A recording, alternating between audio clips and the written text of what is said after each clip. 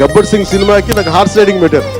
అందరూ ఏమనుకున్నారంటే power star అంటే అన్ని వచ్చేసి అనుకున్నారు. నాకు తెలియదు హార్స్ రైడింగ్ అని చెప్పారు. ఓకే గుర్రం చూపించారు నాకు. అది కచ్ రాష్ట్రం గుజరాత్లో. గుర్రం దగ్గరికి వెళ్ళా. సార్ ఏం లేదు, దౌడు తీసుకుంటే గ్యాలప్ మీద వచ్చేయాలంటే ఓకే షూర్ అన్నాను, డెఫినెట్గా వచ్చేస్తాను. కింద పడితే ఏమవుతానో నాకు తెలియదు. సార్ నాకు ఒకటి తెలుసు, తెగింపు తెలుసు. గుర్రం దగ్గరికి వెళ్ళి చెప్పాను, రెండు దానికి చెవులో చెప్పాను నాకు హార్స్ రైడింగ్ రాదు. వీళ్ళందరూ నన్ను ఎక్స్పెక్ట్ చేస్తారు నేను చాలా గొప్ప హార్స్ రైడర్ అని. అంటే హీరో అంటే అన్ని తెలియాలని అనుకుంటారు. నాకు తెలియదు హార్స్ రైడింగ్.